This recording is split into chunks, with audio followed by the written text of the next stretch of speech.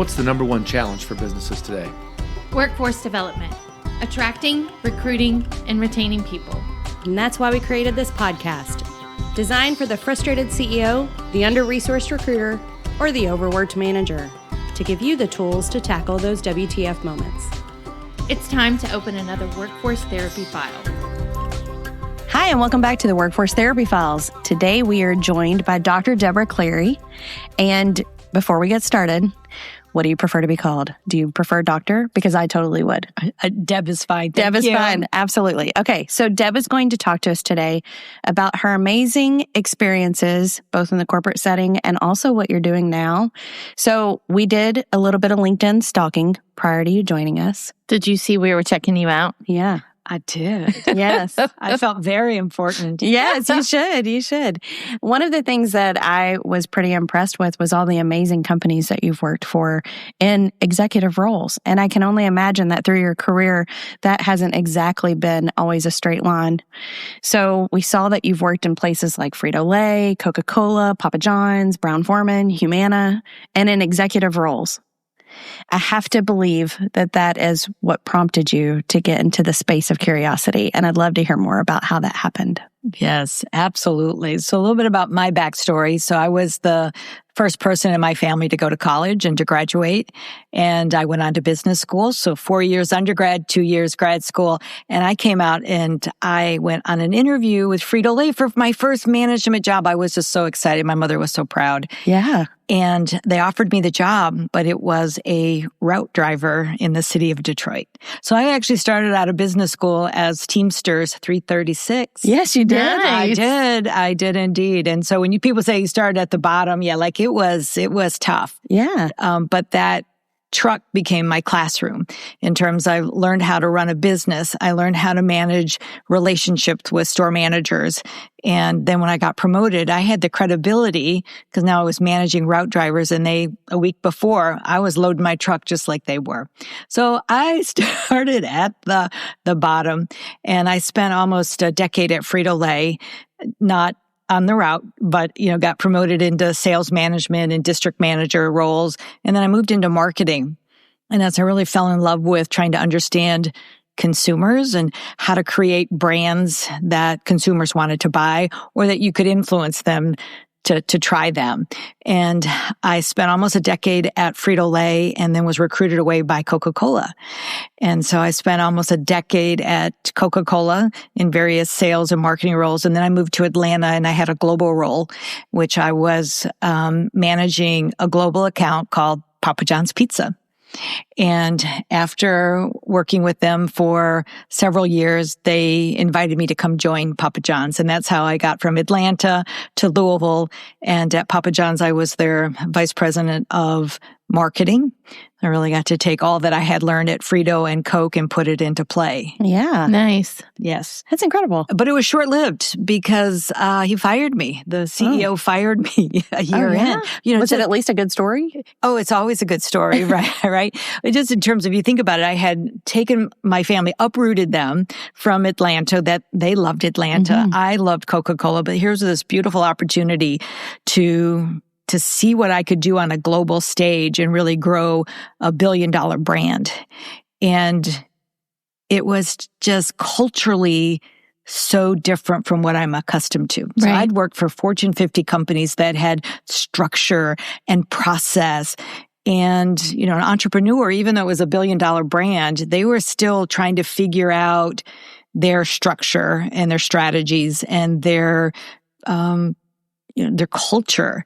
And so I was such a misfit in that culture. Mm-hmm. But I learned a lot.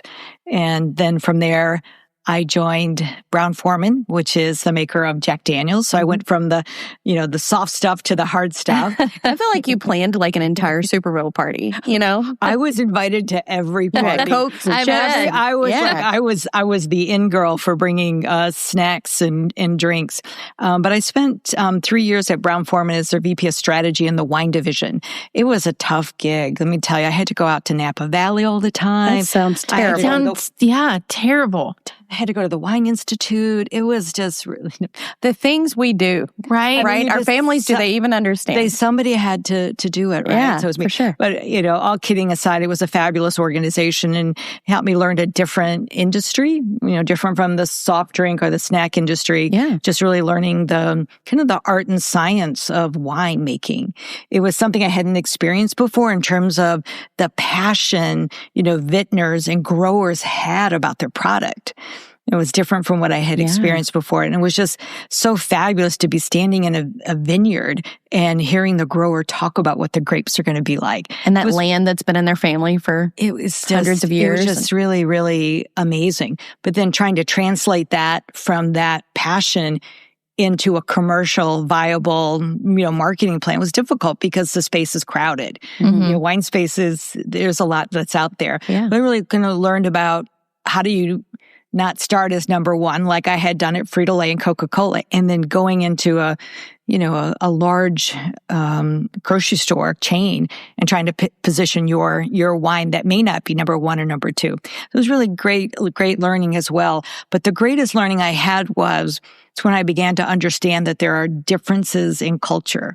And I know you're probably thinking, you should have learned that long ago, girl. But I think all of us can mark a spot in our career where we learned that. It was like, you had a moment to take a breath and say, what is different here? Mm-hmm. And, I'd worked for large Fortune 50 companies. Then I worked for Papa John's, which was still an entrepreneur in growth and in the pains that went with growth. And then I went to a family-run business. And even though they were publicly traded, there was a different culture about that. And I just got so fascinated to understand human behavior. Mm-hmm. I had great leaders and I had not so great leaders. And I'd been a great leader and I'd been not a great leader. I knew that about myself. And so I just got so curious about trying to understand how could we create leaders that could have greater impact and contribution in a way that was warm and welcoming and that really inspired people. And so Brown-Forman was amazing. They paid for me to go back to get my doctorate. And I went to George Washington University in D.C. So I would fly to D.C. on a Thursday night, go to school 12 hours Friday, 12 hours Saturday, back on the first flight on Sunday.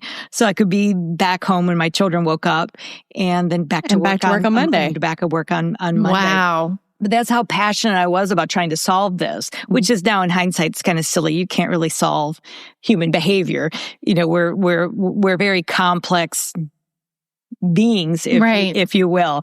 But I did learn a lot. And then I was writing my dissertation, getting ready to defend it. And I met someone from Humana. And they said, we're trying to stand up a leadership institute.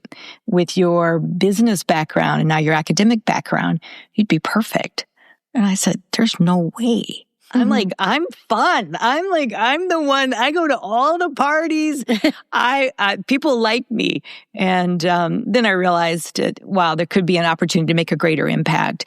And so after 9 months of speaking with them, I joined Humana and I stood up their Leadership Institute, where the focus was on the development of the top 1,000 leaders within the organization. And Humana is a $100 billion organization. It's pretty massive. Absolutely. And so it was just the opportunity to blend all of those experiences and try to make a difference. Like really why I set out to get this additional education, I was now going to be able to put it into play and see how it worked and test and experiment.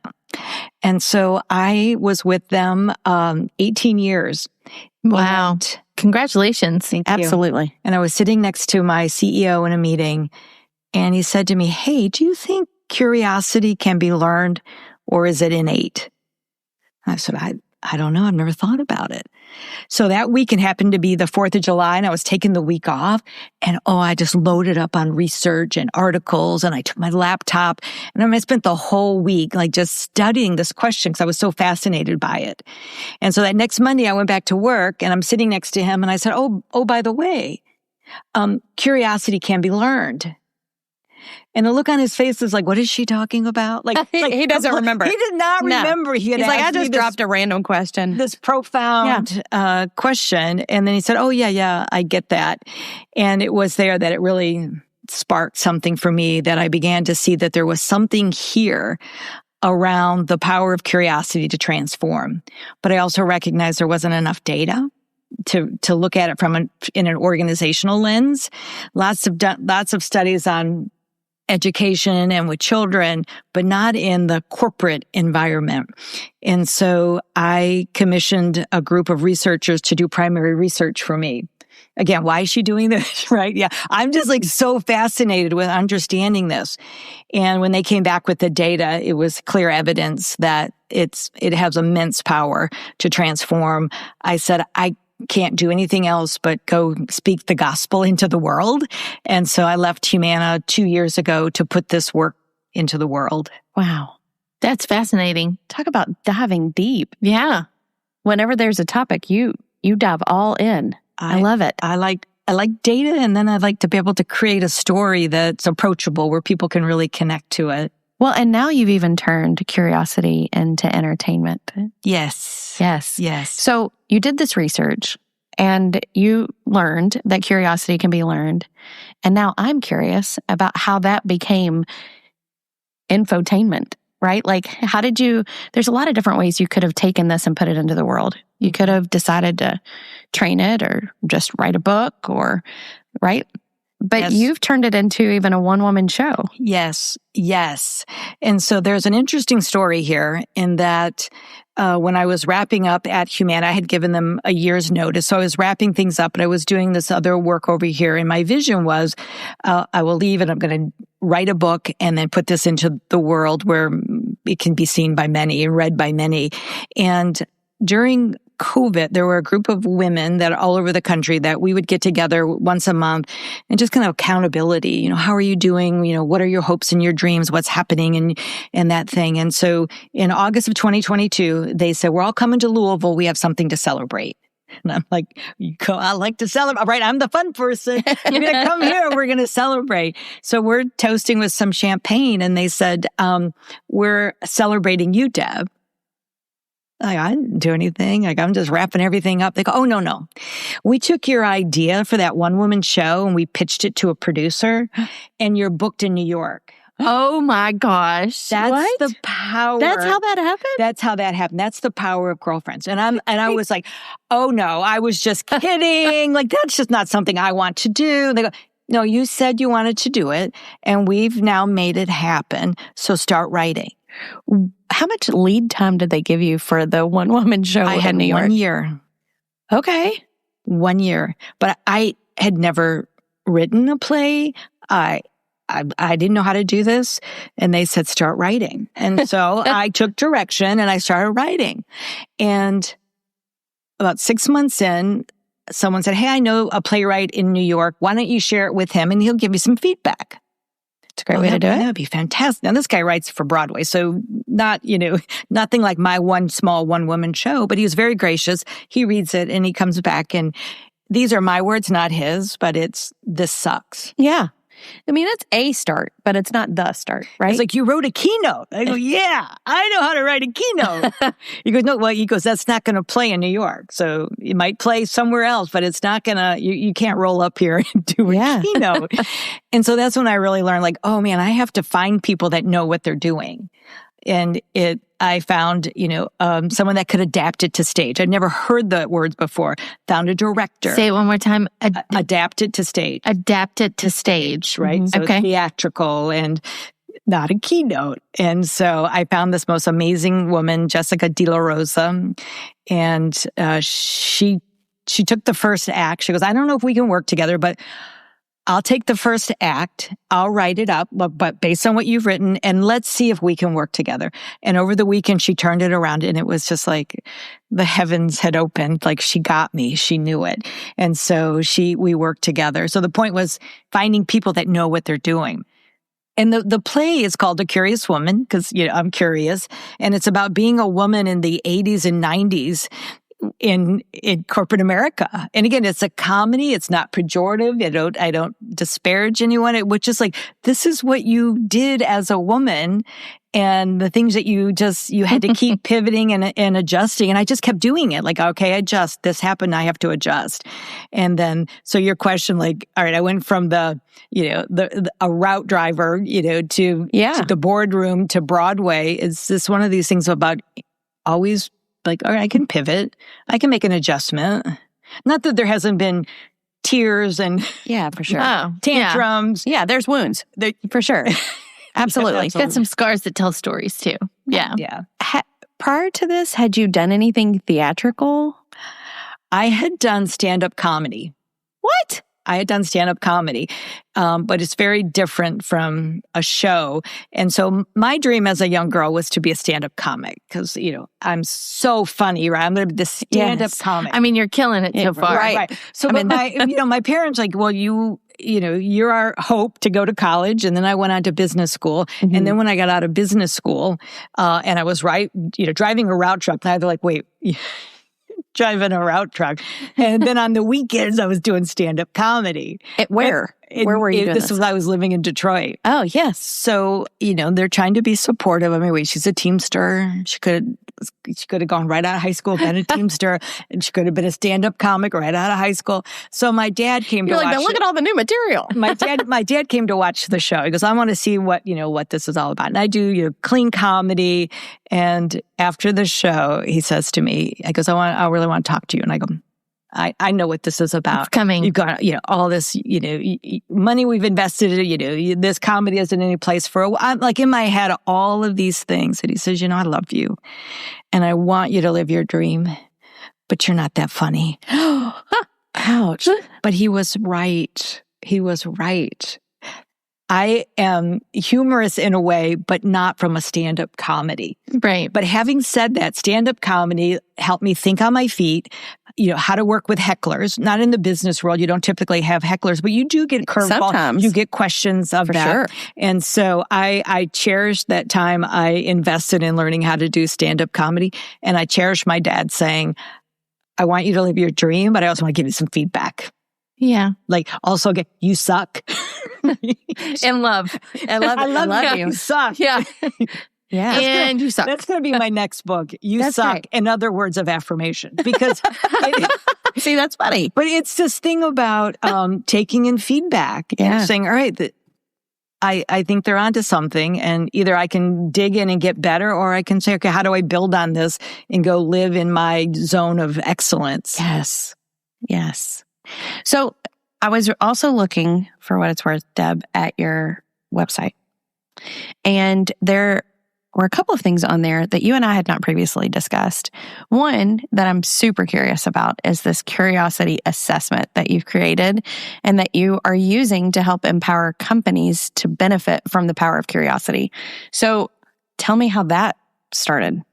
So as we did the research and began to draw these conclusions around the power of curiosity, the conclusions that we drew was that curiosity can be learned, that curiosity is contagious. So if you're around people that are interesting and asking questions, it's going to be contagious. And from there, I began to say, wait, if it can be learned and it is contagious, then it must be able to be measured. So we did this significant in-depth analysis of tools that were out there that were related, but not exactly that. So we created a validated assessment to measure curiosity. And there are, in this assessment, it takes 6 to 8 minutes, so very, very short, but it's significantly validated. And there are 4 factors that make up our curiosity curve. Exploration. And exploration is, how far are you out in the world looking for things that are new and different? Mm-hmm. The next one is openness to new ideas. So when someone comes to you with an idea, are you listening with the open heart and trying to put away biases and judgments about that? The next one is around focused engagement.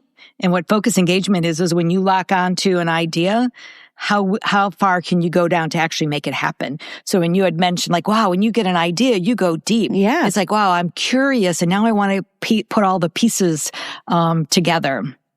And then the next one is inspirational creativity. And that's about how are you making connections with things around you in your world. So if you read the Wall Street Journal and then you read the People magazine, do you draw connections like, oh, I read that and I read that. Now this is really kind of interesting. And so where are you getting your sources to come up with new ideas? And so we can measure individuals, teams, and organization level of curiosity. So I always start off with, well, why would you want to be curious? Why do you want a culture of curiosity? So I show the data that if you have a culture of curiosity, and of course, as you well know, the leader drives the culture. So you have to, if you have curious leaders, 3 significant things happen. One is you drive retention. And, right now, retention is costing the U.S. economy $7.8 trillion a year. Mind blowing. You think about that, $7.8 trillion. That would feed the entire world for 27 years. We would eradicate hunger. Right. So retention is an issue.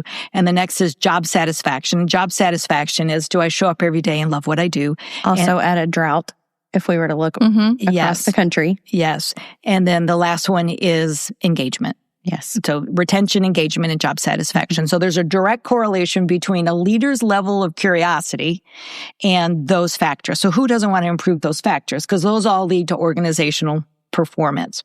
And so when we figure that out, we say, all right, let's measure it. And so how we use this assessment is we'll go into an organization and we will do the entire organization. And I've only operated with smaller companies, meaning so 1,000 people. So 1,000 people take this assessment. This is fairly new. And you get an organizational score on all 4 factors and then a total score. And then you get a team score, sales, marketing, operation, and then you get an individual score. And so individuals can see, how do I fit into my team and how do I fit into my organization? And where this really matters, just like other assessments, is if someone is high on curiosity and they're working with a leader that's not open to their ideas, just wants to be transactional, you're going to be frustrated. There's going to be friction. You're saying, why am I so unhappy? Because I'm working with a leader that is different from me. But the good news is curiosity can be learned and it can be grown. And so my hope is when a leader begins to realize how they're impacting their teams or their organization, then real shifts can happen. So that's the power of the assessment. If you go to my website, you can take it for free. So I have a shorter version on the website so you can see your current state of curiosity. Interesting. I was just in Nashville and I I did a workshop for the National Presidents Organization. And so there were all CEOs, women, and they took the assessment individually. And then we said, all right, collectively, how would this look? And the conversation steered towards their spouses and their children. They began to say, wow, this is where my husband and I are having friction because he's on focused engagement and I'm on exploring options on what we're going to do for vacation. I'd never had that happen before. Like, hey, we're in a business environment. We're talking marital. I'm like, this could be, I could become a counselor, marriage counselor. Absolutely. My whole point is that when you have this awareness of your current level, then real change can happen. Yeah. So I'm curious. How about that? It was just that fast. It happened. I would love to know your definition of curiosity. I mean, we all know the Webster, right? But what's your version? So your definition of curiosity? So curiosity is being genuinely interested in others and other situations. So I think about why we becoming curious. Because you think if you had children, you had toddlers, they asked 296 questions a day. I mean, I feel like my kids were definitely beating the curve on that one. Yeah, they were over-indexing, right? And so as adults, we might ask 5 or 6 questions a day. And that's typically where you want to go do dinner. Did you make dinner reservations? I mean, they're more shallow kind of conversations. Have you seen their shin guards? That's the question. That's right. At our house where are the skates? All of that. And there's a lot of reasons we become incurious. you think about it as children. We start off in this, wonderment, if you will. And then we go to school and we're taught to sit in our chairs. Don't raise, you have to raise your hand to speak. All good reasons. But that begins to chip away at our being incurious. You've heard the saying, curiosity killed the cat? Yes. Yep. So in my book that's coming out this fall by Fast Company, I have that in my book. And my editor said, I need you to cite that. I go, my mama said that. Yeah. I go, Miss Erickson said that. Her mama said that. Hey, I go, Yeah. She goes, no, I need you to cite it. Well, guess what I found out? No way. Curiosity killed the cat is only the first part of the sentence. Uh-oh. There's more. But wait, I bet there's it's- more. Here's a positive turn. I feel it coming. This is attributed to William Shakespeare in 1589. Shakespeare. Curiosity killed the cat, but satisfaction brought it back. Nobody taught us that. Yeah. My life would be so different Say if it I one had more known time. that. Curiosity killed the cat, but satisfaction brought it back. I like that. So it might have died, T-shirt. but it came back to life because it was so excited about what it was learning. How sad that quote was used to get everybody to Right? quit asking questions. That is sad. Yes. Okay. T-shirt. But we can change it. Absolutely. Absolutely. I feel like having you on here plants all kinds of seeds for folks that are listening. So if they are curious about your services, hearing you speak, going to New York, wherever you're headed next, how do they keep up with you? How do they contact you? How do they work with you? Yeah. So the best way to reach me would be through my website, which is debraclary.com. Mm-hmm. And also through LinkedIn. I'm very active there. And there you can get all my contact information. Okay. We will also put that information in the show notes. That's right. All right. So, Deb, thanks for being on the show. Absolutely. Loved learning so much. Now I'm really going to have to go do more research and find out more. And we'll have to do a one-to-one. Fascinating. I love that because curiosity was so downplayed when I was little. I wasn't allowed to be curious and talked all the time. So then you weren't allowed to do that either. So I really wish that the other part of Shakespeare's line would have been told. But as you said, we can bring it back. Yes. So thanks for coming on the show. Love to have you again. I can't believe the time went by so fast. I'm just fully engaged. I was like, tell me more. But thank you so much. My pleasure. All right, Jim, close that file. Last year, the Workforce Therapy Files team joined the exhibitors at the KYSHRM Conference and recorded several mini episodes to kick off our second season. For season 3, we're going to do the same thing. And this year, Molly and I will be attempting to dethrone Jason because all we've heard for the last year is how he interviewed the most people. So join us August 26th through the 28th at the Central Bank Center in Lexington, Kentucky. Come to booth 113 and ask for Jamie. Or Jason. Thanks for listening to the Workforce Therapy Files. We hope you learned something new, and we're thankful for the time that you spent with us today. If there's a topic you'd like us to discuss, reach out to us. Our contact information's listed in the show notes. Until next time, keep your head up.